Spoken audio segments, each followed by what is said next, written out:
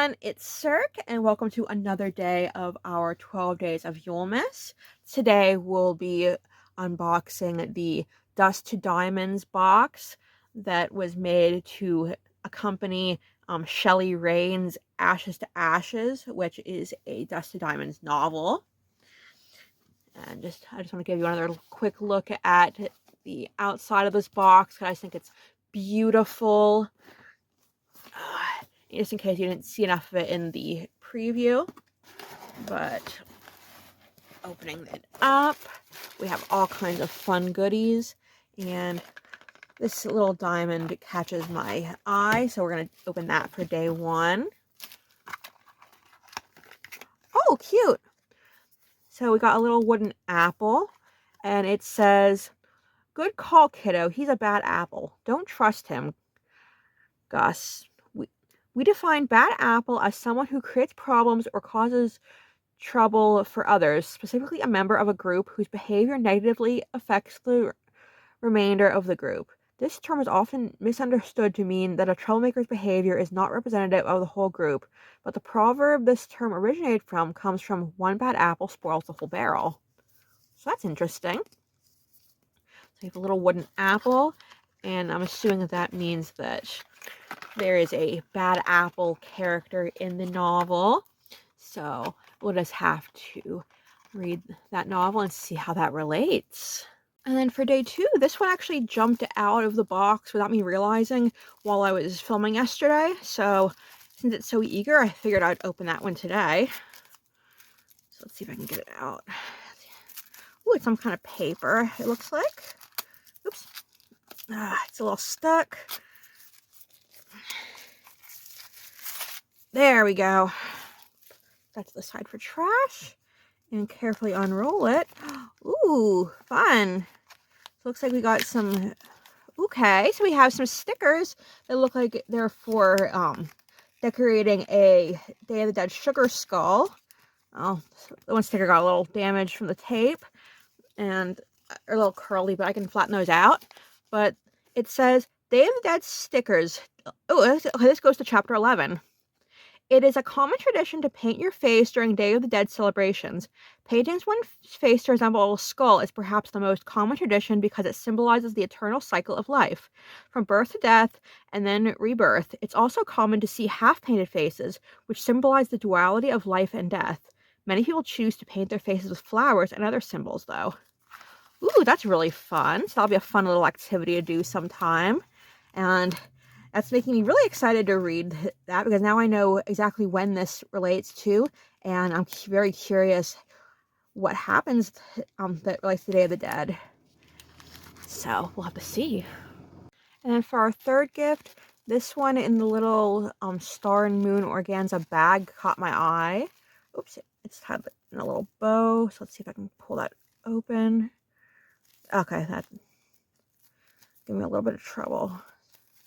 If I can get it open, and it's not going to be too difficult today. There we go. All right, so reach in. It's very tiny. Ooh, cute. So you have a little crystal skull. I'm pretty sure it's made out of plastic. And then our note says, "Crystal skull for chapter 13. No, my friend, it's destiny."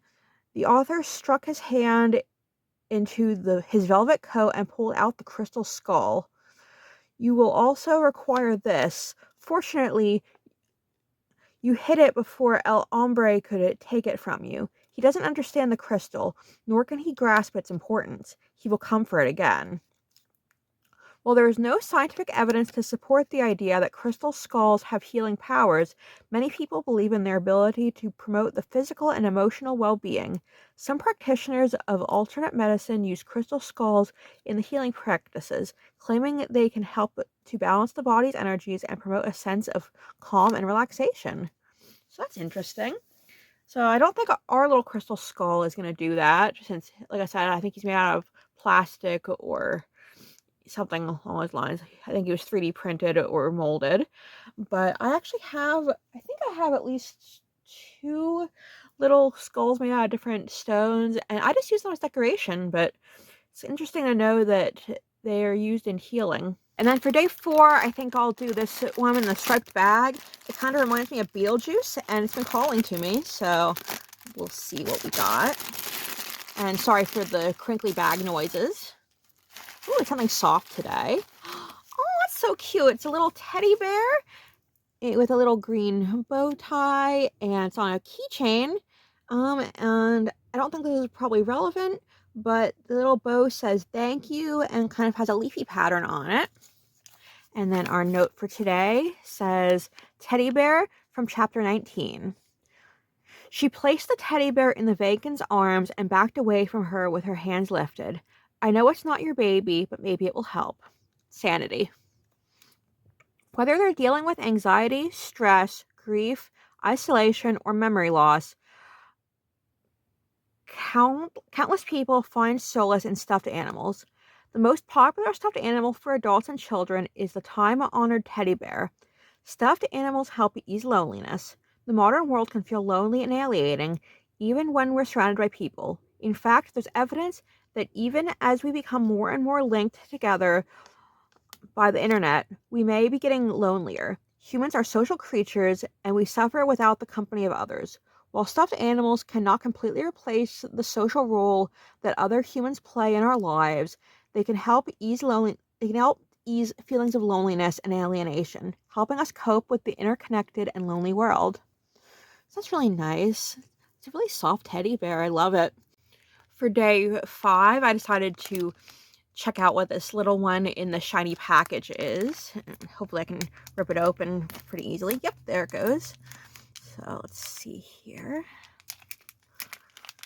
It's itty bitty, but you know what they say about things in small packages.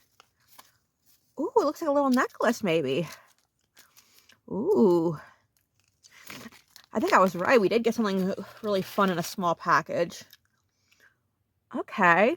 So it looks like a little arrowhead pendant with some kind of like angel type pattern on it. And then we also got a chain. And then our explanation for the day says, angel pendant. Many believe that we all have guardian angels devoted to our spiritual growth.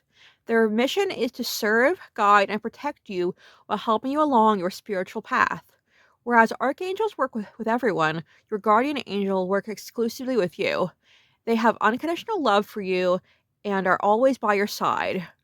While they're always available to you, they won't intervene in your life without your free will or unless there's a life-threatening situation that occurs before it's your time to leave your body. Your guardian angel is always on call. Your guardian angel is your protector, and they can absorb your emotions to help you through difficult times. In the low moments of life, when we feel intense grief or despair, we can get the sense that there's a presence with us, even if that sense is very subtle. That feeling is the presence of our guardian angel. So that sounds so cool. I mean, I'm a witch, but I mean, I do think angels exist. It just, I think that they're not connected to one specific religion. So this is a really fun thing. I think angels are like just a type of spirit, but it's really cute. I really like that. Maybe I'll have to start wearing that. All right, so December 6th is St. Nicholas Day, which is a day in Germany, at least, where kids get a couple small gifts. So I thought it was only right to take one of the bigger gifts, so not the biggest gift. I'm saving that one for the last day, and that is this one in this fun kind of disco ball print bag. And inside is, oh, that's cool.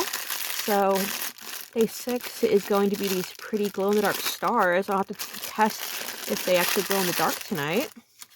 And then the note says, if I can smooth it out, Stars, Chapter 14, Bring on the Night. There were fields and mountains in the distance. Rain clouds covered the moon and the stars, but he knew they were there. He missed that more than anything, knowing something was there even when it couldn't be seen. Deuce. Are humans made of something unseen? Stardust?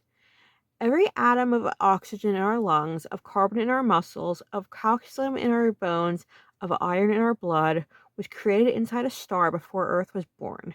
Hydrogen and helium, the lightest elements, were produced in the Big Bang. Almost all of the other heavier elements were produced inside stars. Stars forge heavy elements by fusing it in their cores. In a star of intermediate mass, these elements can mix into the star's atmosphere and be spread into space through stellar winds. During the supernova explosion of a massive star is the only time when elements heavier than iron are fused. The supernova expels this material across interstellar space. The enriched material ejected by stellar winds and supernova explosions becomes part of vast interstellar clouds. The sun forms within such a cloud, where some of the heavy elements condense to form Earth. So that's cool. So yesterday we got a gift that was more religion leaning, but then today we got something that I would say is kind of scientific. So that's kind of fun. That was definitely a very fun day. For day 7, this skull baggie caught my eye. I've never seen a baggie like this, so I'm hoping I can get into it without ripping the top of this head. Oh, awesome. I think I can get in. And it's a little wrapped gift. Oh, it has some paper wrapped around it, but it's not really wrapped. Oh, it looks like another necklace, or at least a cord. Ash heart necklace. Oh, this is from the prologue. So this is one of the first items that relates to the book. Ooh, it's a really pretty necklace. It's kind of black at the bottom, and then some like orange up higher. And this looks like it's made out of cabochon. So that's really cool. And of course, it comes with a cord. Let's see if I can get it in. There we go. It's a little narrow. There we go. Okay. So then we have our necklace, and our explanation says, humans are flesh and blood, ash and dust. We should each hold 2 slips of paper. The world was created for me. On the other, I am but dust and ashes. This teaching is meant to help us remember that when we feel depressed, that who we are and what we do matters, and when we feel high and mighty, to reconnect us to a sense of humility. These 2 teachings bring us back into balance from feeling the self-importance on one hand and feelings of worthlessness on the other, to help us stay somewhere in the middle. Yet, in these words, we can also hear something else, something that in an age of hyper-individualism and an increased sense of isolation and loneliness can help us to reground and reconnect not only to our own center, but to the greater whole of which we are a part of. On Earth, dust generally consists of particles in the atmosphere that come from various sources, such as soil lifted by wind and volcanic eruptions. In interstellar space, dust becomes visible in its reflection of starlight. Dust is a tiny piece of garden floating in the sky, a relic of the bubbling, churning inner core of the Earth, a tiny mirror catching a momentary gleam of the galaxy. If we are dust and ashes, then we are also part bud and mud, dewdrops and daffodil, rainfall and redwood, the powder of pollen and the perfume of the freesia, and all that the billions of organisms and systems and interrelationships that very literally breathe us alive. So that's very, very interesting. I love that. I love how philosophical that got. We're just getting the whole range of types of items in this advent calendar. I can't wait to see what else we get. For day 7, I picked this kind of lightweight package in some really shiny paper. It's kind of interesting. I'm not sure if the camera will pick it up, but sometimes when it hits the light a certain way, it kind of gets like some really like bold splatters of pink. But otherwise it looks pretty like white or very faded pink. So I thought that was interesting. And hopefully the item inside is just as interesting. So unwrap it from the plastic. And then it's in paper as well. Oh, cool. It's like a finger trap. And the paper says, Finger Puzzle, Chapter 13. That's why I'm here. The author lifted his hands, revealing 3 wristwatches on one wrist and a friendship bracelet on the other. I can heal your physical pain, but you must find the strength to reconcile the spiritual. Struggling with pain is like trying to get out of a Chinese finger trap. When we try to get away from the emotional hurt or from bodily pain, the pain may tighten up on us, like the woven finger bamboo traps. Sometimes the struggle to change what we are feeling can make things worse, not better. Our life narrows down to a focus on what's painful. We tell stories about it and worry about it and justify it and explain it, and all we get for our troubles is more, not less pain. But when we lean into our discomfort, as when we gently press our index fingers into the finger trap, we create some space. Leaning into discomfort doesn't free you. You're still in the trap, but you gain some wiggle room. A desire to pull away is natural. It tends to be our default, but it often gets us stuck. When we accept, we let go of the struggle against what we're feeling in this very moment. In the next moment, we get a choice about what to do next. Acceptance frees us from the struggle with pain and allows for new possibilities. When your entire focus is getting away from pain, this leaves new alternatives. If you're willing to accept pain, even for a single moment, you've expanded your options. Ooh, so that's really interesting. I love these. I've never actually owned any myself, I don't think, but I have tried them at other people, at my friends' houses, and I just thought they were really cool, so I'm really excited to get this. For day 9, I thought that this gift in the spider print organza bag would be fun, and it's wrapped up in some plaid paper, but it feels kind of lumpy. I think it's only one item, but it feels lumpy as if it could also be multiple items wrapped together. Oh, cool. Okay, so we got a little star-shaped slinky, and it's pink and blue, and it's all stuck together right now. I'm not sure if it's okay. Yeah, it's not taped. It's just there. We go. So we got a really cute little slinky, and the note says, Slinky, Chapter 31. If your offer is still good, Muertos, I'd like to take your slinky. I'll use it to remind me to be kind. Sure, Star.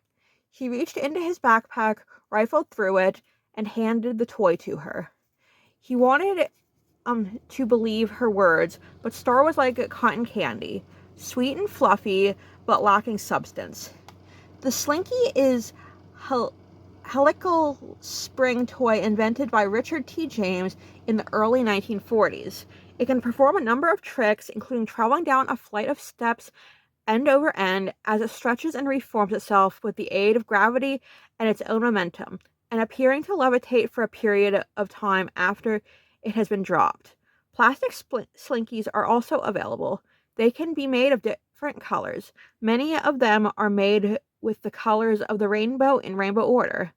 They were marketed in the 1970s as safer alternatives to metal slinkies, as they did not present a hazard when inserted into electrical sockets. The plastic spring toy, known as the plastic slinky, was invented by Donald Room. Room came up with the idea as he was playing with different techniques to produce a spiral hose for watering plants. As it came off the assembly line, according to his children, it looked like a slinky. So that's cool.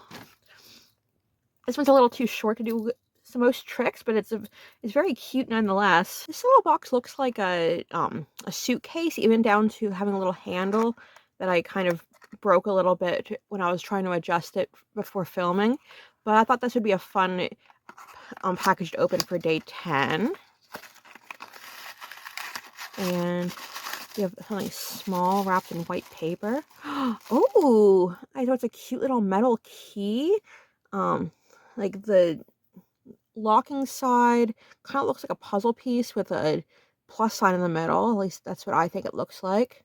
And then the handle has a nice like scrolling pattern, some like curly cues. Very cute. I love keys. And then we just have a short little explanation for today. Skeleton key, chapter 31. I'm going to keep the skeleton key to remind me that I'm alive. Ash. Skeleton keys symbolize access to something, whether it be abstract, as in keys to a city, or actual, as in the key to your home. They are often thought to symbolize the key to one's heart, the key to success, or the key to unlocking the door to whatever it is one wishes to attain. So that's very interesting. I'm definitely getting a lot of desire to actually read this book and see what some of these items are in context, especially given the key that we got today. And for day 11, I think I'm going to pick this little package with, I can see some feathers on it, and there's some butterfly stickers, and then it's held closed by a sticker that says beautiful things inside. And I'm not sure if there's more to it than the feathers, but I mean, that's why we're opening it, so we can see what we got exactly. I'm trying to open it in a way that doesn't damage the beautiful things inside butterfly sticker, because that's really pretty. I want to try to be able to reuse that at some point. Oh, there we go. Alright. Okay, so it's wrapped up in some kind of plastic. So we've got, like I said, we have some butterfly stickers. And, oh, this is fun. So we have a black feather with some skulls on it.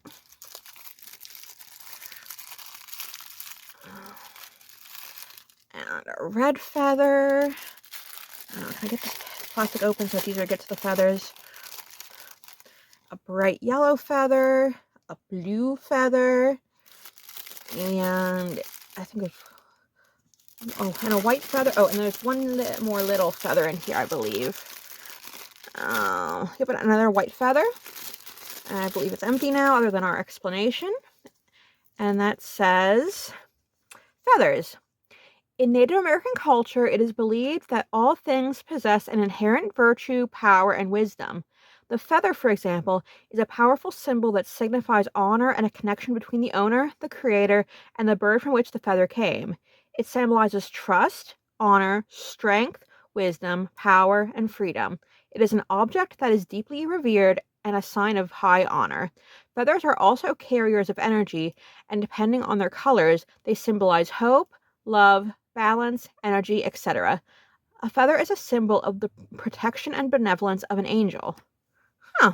So that's cool. And it's fun that we also got some butterfly stickers in there as well. And then for day 12, I saw this little gachapon capsule rolling around in there, and I can already see through it that I think today is some little sparkly buttons.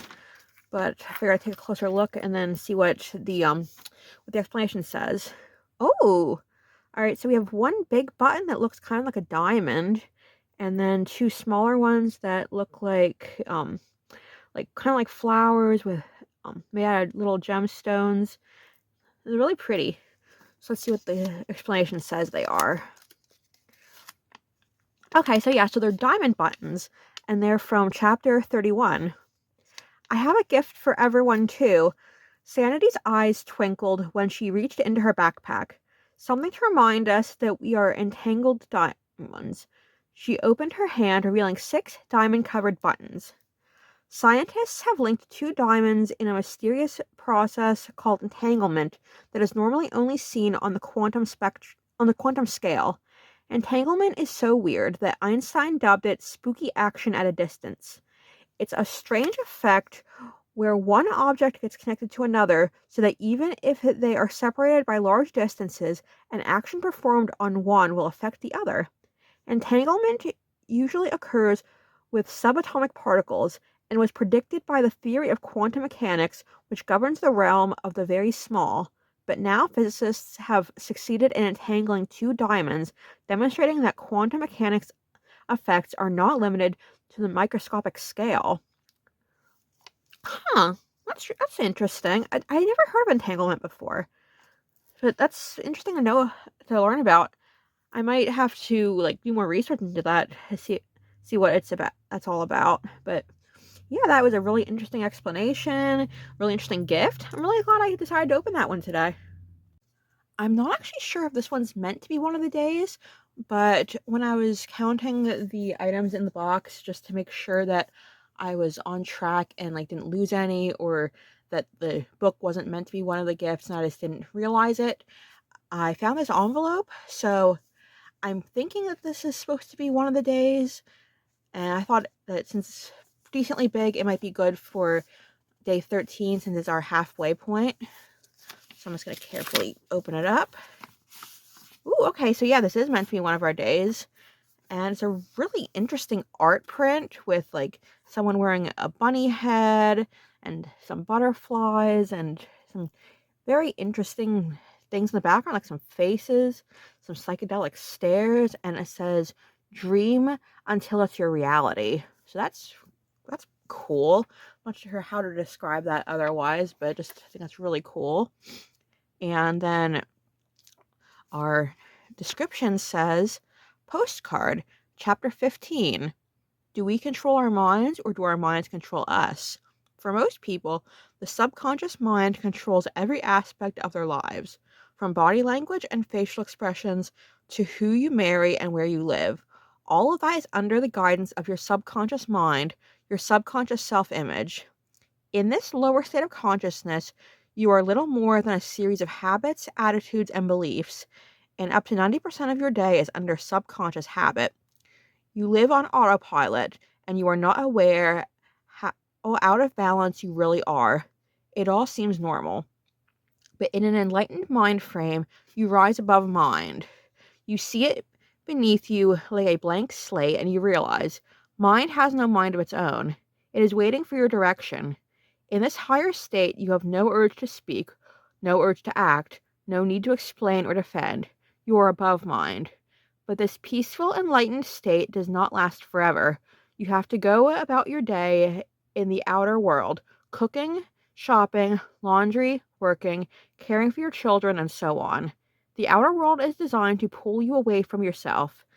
At the exact moment when you lose your enlightened perspective and you become immersed back into the outer world, your subconscious mind takes over again, and all the old habits and self-talk return.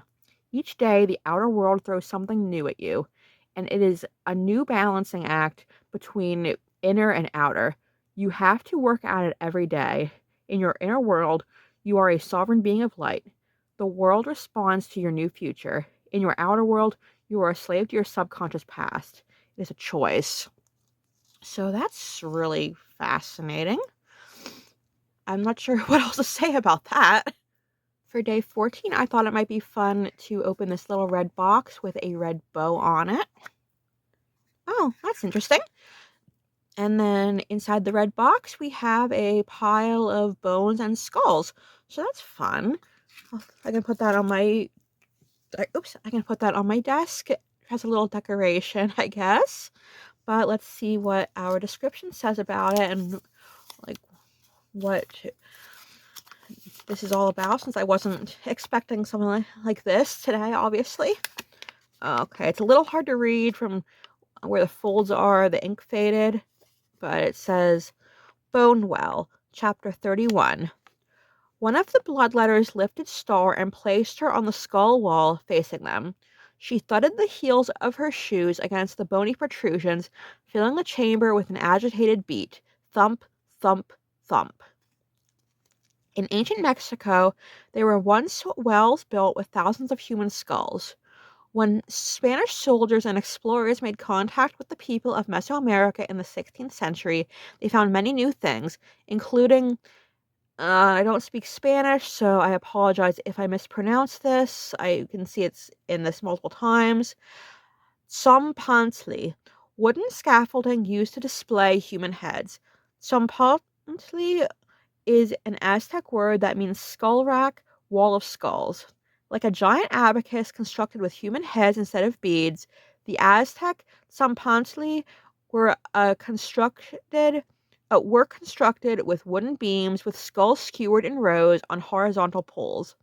The skulls displayed on these racks were harvested from victims of human sacrifice or from soldiers who died on the battlefield. Given that the faithful believed it resurrection of the body, the bones were considered the most important part. That is why stone houses and skull walls were sometimes built against the walls of city graveyards to house skulls in what is called an ossuary or a bone house. Oh, so that's an interesting little bit of history. So I definitely think this is a really cool little gift. I have no idea where the author would have gotten this. Like, I don't know if she had these custom made by somebody or if she just found like, little bone piles for and like Halloween decorations, but the little bit of Aztec history that she had that goes along with it was definitely very interesting, and I'll have to keep this safe. I thought this shiny orange package would make a good choice for day 15. It's on the smaller side, but we've gotten some pretty fun things in these smaller packages before.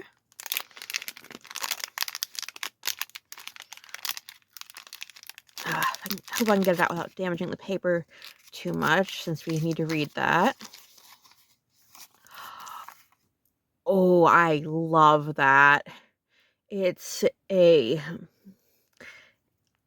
bird, I think maybe possibly a crow skull shaped charm, and there's some kind of curly Q patterns on the, oh, there we go, trying to get it to focus. There's some curly Q patterns on it, though I'm not sure how well you'll be able to see that, but it is beautiful. I'm definitely going to have to find some cool way to hang that from my phone or something, because that is definitely the type of thing that I love. And we have a longer explanation for this one. Birdman Mask Charm, Chapter 27. When Muertos blinked, the Birdman transformed into the Reaper. He buried his face in the shadow of his cloak. The Reaper lifted his sickle and pointed at the entrance. For thousands of years, various cultures have had figures to represent death. One of the most common is the Grim Reaper, usually a skeletal figure, who is often shrouded in a dark hooded robe and carrying a scythe to reap human souls. The Grim Reaper appeared in Europe during the 14th century. It was during this time that Europe was dealing with what was then the world's worst pandemic, the Black Death, believed to be the result of the plague. It is estimated that about 1/3 of Europe's entire population perished as a result of the pandemic, with some areas of the continent suffering far greater losses than others. The original outbreak of the plague occurred during 1347 to 51, and outbreaks then reoccurred several other times after that. So clearly, death was something that the surviving Europeans had on their minds, and it is not surprising that they conjured an image to represent it. Skeletons are symbolic of death, representing the human body after it has decayed. The robe is thought to be reminiscent of the robes that religious figures of the time wore when conducting funerary services. The scythe is an apt image taken from agricultural practices of the time. Harvesters used scythes to reap or harvest crops that were ready to be plucked from the earth. So yeah, this is definitely a very exciting day for me. I've always been really fascinated by the Black Death, even before we had a pandemic of our own. So I'm definitely going to have to find some cool thing to do with this charm. For day 16, I decided to open this little white cardboard package, and it looks like it might have rubbed up against something orange and got a little discolored, but I'm sure the item inside is still fine. And, oh gosh, that's interesting. So we got a bunch of little rubber bugs. We got some cockroaches, a scorpion. Yes, we got 4 cockroaches and a scorpion. And, I mean, they didn't scare me. obviously knew they weren't going to be real, and I'm not really afraid of bugs. So honestly, I think these are kind of cool, but that would definitely be something that would scare some people if they weren't expecting it. So put them down so we can read our explanation. Roaches and Scorpions, Chapter 23. You had one job, suffocate the rats, but like roaches, they are crawling everywhere. The adversary. Cockroaches are incredibly hard to get rid of. Cockroaches are a resilient pest that exhibits some very odd behavior and survival tactics. A cockroach can live for weeks without its head due to their open circulatory system and the fact that they breathe through little holes in each of their body segments. They are not dependent on the mouth or head to breathe. The roach only dies because without a mouth, it can't drink water and dies of thirst. A cockroach can hold its breath for 40 minutes.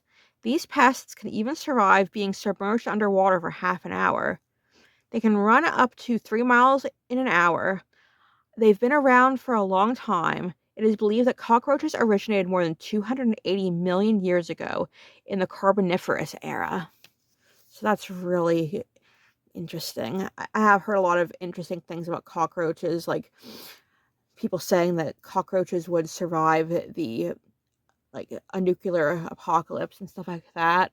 And I don't know if anyone's seen Creepshow, but I definitely remember watching the segment of Creepshow where the germaphobe locks himself in his safety room and then gets killed by cockroaches. So, yeah, that's definitely something that's burned into my memory. And now I have some little rubber cockroaches on my own. So that's fun. For day 17, I kind of liked the look of this big flat round gift in the polka dot bag and the plaid wrapping paper. And I just happened to notice while I was talking that I didn't plan this, but the wrapping paper kind of matches my shirt that I'm using as a background. But let's tear into it and see what it is. I highly doubt this is a coaster, but even if it was, that might be kind of cool. Ooh, that is cool. All right. So it is a Day of the Dead sugar skull. I was just checking because I don't think this is meant to be a coaster. I think this is just meant to be a little wooden ornament, but it is awesome looking. It's sparkly and it's made out of wood as far as I can tell. And then there's some roses in the eyes. And then the explanation says, Day of the Dead sugar skull, Chapter 11. Sugar skulls are often used to decorate altars, but are also given as gifts to loved ones during Day of the Dead celebrations. It is a reminder that death is the only thing guaranteed in this life, and to always cherish life and your loved ones. Skulls are placed as decorations to recognize the person who has passed. His or her name is written on the sugar skull's forehead, and depending on the age of the deceased, the size of the skull may vary. Baby skulls are dedicated to those who passed at a young age, and larger skulls are for adults. The colors of the skull differ too. Some are dipped in glitter and decorated with adornments like hats and bows.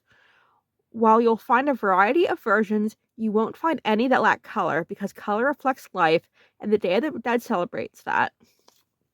So that is really cool. This will definitely have a very prominent place on my desk. That's really pretty looking. And I'm sure that when I show my sister this, she'll think it's awesome too because she loves sugar skulls. All right, this one caught my eye because I don't think this is the main gift. I think there's another gift inside, but this has a kind of steampunky looking house sticker on the front that it might be a tree house. I think there might be I think it might be built around a tree, but I'm not sure. But it also kind of gave me the Ghibli version of Housewarming Castle vibes. So I thought that might be a fun pick for day 18. And so tearing into the pretty little packaging.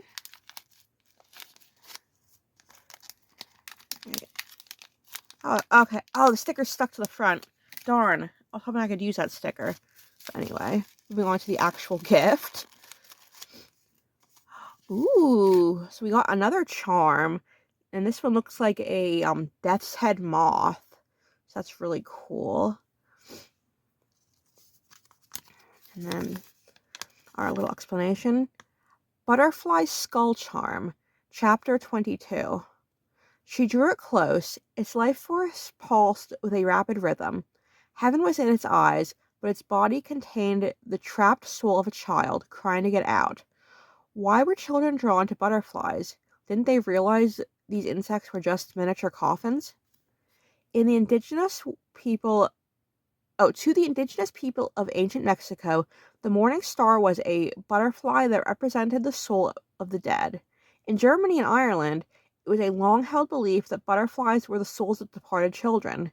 In Japan, all departed people return as white butterflies, while in Chinese mysticism, butterflies symbolize long life. The custom in Spain was to throw wine over the ashes of the deceased as a toast to the butterfly that would escape with the soul. So that's cool. So as with the bird skull charm we got a couple days ago, I'm definitely going to try to find something nice to make with this charm because it's really cool. It feels very high quality. It feels very sturdy. And I just think the design looks really awesome. So I want to do something really cool with it and hopefully be able to wear it or hang it from my phone or something like that just so that I can have it with me. All right, this gift intrigues me. It's in a white, almost completely clear organza bag, and then the gift inside is wrapped in black. So I think that's what we're going to do for our 19th day. If the bag wants to open. Ooh. All right, so it's a red object that says beautiful things inside. And, oh, that's what I thought it was going to be. And then when we open it up, it's a mirror. And I'm trying to angle it so that it doesn't catch the light, but it's a very cool mirror. Very useful. I'll have to put that in my work bag so I have a mirror that I can look at myself with if I need it. And then our explanation says, Mirror, Chapter 31. It's from the Mirror Maze. It's a mirrored piece of glass. Not now, but when you are ready or need answers about yourself, look into the mirror. It'll show you who you really are. It reflects the truth. That's the magic. And that's a quote by Muertos. Who do you see when you look in the mirror? The answer is your soul. Yes, that's your beautiful soul staring back at you. How can you hate it? Try standing in front of the mirror and looking at yourself as if you were looking at your inner child who's always with you. Look at yourself with love and watch how your face softens and fills with love, and how beautiful you are. By hating yourself, by complaining and picking details apart, you are wounding your soul, saying in effect, I hate the house you live in. The body you live in is ugly. Ouch, that's harsh. This stops now. Take the time today to look at your face in the mirror, see your inner child, and love yourself. So that's nice. A nice little reminder of self-love. We always need that. I'll definitely have to take that to heart and try to give myself a little bit of extra love today. I think for day 20, we'll do this one with the tree pattern organza bag with the white gift inside. We're going to get some of the smaller gifts that are left over out of the way and save the bigger ones for the days leading up to Christmas. But ooh, we got an Ashes to Ashes keychain, it looks like. So that's the cover of the book. And then on the other side looks like an angel. I'm not sure if that's an alternate cover of the book or just some fun artwork that has to do with it. But it is beautiful. It's kind of square. I'm not sure how this type works, but if I'd have to guess, I'm guessing that the picture of the cover is a piece of paper, and then yeah, and this plastic part clicks over it to close it up. But it's a really cute keychain. I'll have to add that to my key ring. And then the explanation says, Keychain, Chapter 7. I want you to use my keys to find your magic, Ash. I love you. I know you don't say the words yourself, but as long as one of us says it, it makes it real. Jude. Keys to being happier. 1. Giving. Do things for others. Do 3 extra acts of kindness today. Try to bring a smile to others. 2. Relating. Connect with other people. Try making more time for the people who really matter to you. 3. Exercising. Take care of your body. Try noticing which healthy actions lift your mood and do more of them. 4. Appreciating. Notice the world around. Try at least once a day, stop and take 5 minutes to just breathe and be in the moment. 5. Try out. Keep learning new things. Try learning a new skill, however small. 6. Directions. Have goals to look forward to. Think of a goal you're aiming for and do one thing to get it started. 7. Resilience. Find ways to bounce back. Share how you really feel with someone you trust and be willing to ask for help. 8. Emotion. Take a positive approach. Try to smile and say something positive every time you walk into a room. 9. Acceptance. Be comfortable with who you are. Be as kind to yourself as you are to others. 10. Meaning. Be part of something bigger. Give your time to support a good cause and be part of something bigger. So that's a bit of a different explanation than the ones we usually get, but definitely something that I will keep in mind. These all seem like very good ideas for ways to strive for self-improvement and things like that. And it was interesting to tie like the keys to happiness to a keychain. So that was a really cute idea. And then for day 21, we have this little plaid checkerboard, I'm not sure what to call it, pattern paper in a little plain plastic baggie. And I'll probably be saving this baggie to keep art supplies in, because I go through a lot of those little baggies. And on the inside, oh, is this a barrette? Oh no! So we have a little bloody knife. That's really interesting. And it says meat cleaver charm. Oh, it's a charm. Cool. I'll find a little ring to put on that to hang it from something. Meat cleaver charm. Chapter 22. As long as it covers you, you shall remain concealed in the land of the living. The bull disappeared, and he held a bloody meat cleaver in its place. Should that not be enough, you have this, your weapon. Keep it on you and hidden. To be in the land of the living means to be awake or alive. The land of the living is the physical world where all living beings reside. We get that idiom of death and sleep being related from the Bible, though it plays the other way around in the Old Testament and the dead being referred to as asleep. Like all idioms, it hints at more than it shows, because only a culture with a profound, ungrudging belief in the resurrection of the dead would refer to the dead as sleeping. So that's an interesting little observation. And yeah, this little meat cleaver is really interesting. And then day 22 is also in this plain clear baggie, but this one's wrapped in white and in a kind of lumpy gift, but equally small. And today we got, ooh, it's a pin. Okay. So we'll take that out and see what that is first. Oh, I like that. So the pin says survive out of spite, and it has a flower growing out of it, 2 pieces of sidewalk. So that might be a reference to The Rose That Grew from the Concrete by Tupac.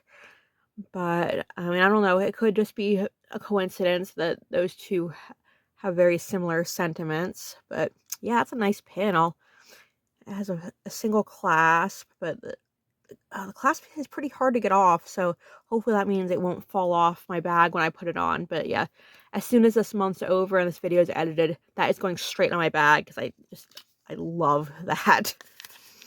And then our note for today is cut off, so I can't read the title. But the rest of it says, yes, there is. In case you haven't noticed, there's something off about everything. The world, the vacants, trolls, guardians, and us deuce. We're all off. You better get used to it, Mr. Survivalist. Otherwise, none of us is going to survive. Lucy. When you're hit by adversity or have your life disrupted, how do you respond? Some people feel victimized. They blame others for their plight. Some shut down. They feel helpless and overwhelmed. Some get angry. They lash out and try to hurt anyone they can. A few, however, reach within themselves and find ways to cope with the difficult circumstances. They eventually make things turn out well. There are life's best survivors. Oh, these are life's best survivors. Those people with an amazing capacity for surviving crises and extreme difficulties. They are resilient and durable in distressing situations. They regain emotional balance quickly, adapt and cope well. They thrive by gaining strength from adversity and often convert misfortune into a gift. They survive, cope, and thrive better because they are better at using the inborn capabilities possessed by all humans. Jeez, that's really interesting. I'm not sure what else to say about that, but yeah, I'm really excited about this day, and I'm getting really, really excited to see what our two bigger gifts are that I've been leaving for the past couple days. With 2 days left, I'm going to open this kind of big present in kind of some shiny pink paper, although I think it's showing up orange on the camera. But yeah, it's pink in real life. And then after this, we have one more bigger present that I was saving for last that I'm super excited for. Oh, it's not wrapping paper, it's a bag. Cool. And, ooh, cool. So it's some fortune teller playing cards. See your destiny. And then on the back, there's a nice eyeball. So I'm going to see if I can open this up quick and look at the cards themselves. Give me 1 second. Ooh, cool. So these look like these might be a combination of regular playing cards with some tarot cards mixed in. So that's really cool. I'm trying to... Okay, so yeah, so we have a Joker, another Joker, the King and Queen of Coins. Try to see if they have any pages in here. They have aces, King of Wands, Queen of Wands. Yeah, I think they just have the regular playing card mixed in with some tarot card suits, but they don't have all of the, like, they don't have the major arcana or anything. So that's interesting. Let's see what our explanation says about them. Playing cards. The cards have been stacked against us all along. Deuce. Life isn't determined by the cards you were dealt, but how you play your hand. Playing the hand you're dealt is about using what you already have, using the things you've been given. Life circumstances are not life sentences. A circumstance is a condition. And sometimes when you're suddenly hit with an unfortunate set of your very own, they can quickly morph from being what would normally be a temporary setback into something closely resembling a big, gloomy, threatening cumulonimbus cloud, sure to make any respectable weatherman rush to fetch his brightest yellow slicker on the double. And that's okay. But what's imperative to keep in mind is that this. That cloud is not permanent, and neither are your circumstances. They do not render you helpless, and they do not determine the outcome of your life. You determine the outcome of your life. With the exception of natural forces and death, circumstances are largely moldable at your will, and you have the ability to alter them at your disposal. The whole "I got a raw deal" excuse is no longer valid. Pack that one up, put it in a nice little box, preferably with polka dots and a bright pink bow, and throw that junk right out the window, never to be seen again. So that's cool. I definitely liked today's gift. I'll keep this somewhere safe. And then our final day is wrapped in orange, and it's a little bendy. If I didn't know better, I think it might be another book. And it's a little beaten up from sliding around the box all month, but ooh, it is another book, it looks like. Heart, humor, and healing. edited by Patty Wooten, RN. Oh, that's cool. So it's a little coffee table book of I think maybe jokes. Humor is contagious. Laughter is infectious. Both are good for your health. William Fry Jr., MD. And this is a delightful collection of inspiring, fun-filled, and laughter-provoking quotes designed to promote healing in the patient as well as the caregiver. So that's fun. And then this looks like a nurse-themed clown named Patty Wooten as Nancy Nurse. Interesting. I'm not sure if she's actually supposed to be a clown, and if she's not, I apologize. But that definitely looks very interesting, and they do say that laughter is the best medicine. Heart and Humor Book, Chapter 19. Beneath his iron mask, he found himself returning their smiles with a real one of his own. He didn't hate any of them, and somehow they knew it. Ash. In the darkest of times, laughter becomes strong medicine. Nothing works faster or more dependably to bring your mind and body back into balance than a good laugh. Humor lightens your burdens, inspires hope, connects you to others, and keeps you grounded, focused, and alert. It also helps you release anger and forgive sooner. Shared laughter is one of the most effective tools for keeping relationships fresh and exciting. All emotional sharing builds strong and lasting relationship bonds, but sharing laughter also adds joy, vitality, and resilience. And humor is a powerful and effective way to heal resentments, disagreements, and hurts. Laughter unites people during difficult times.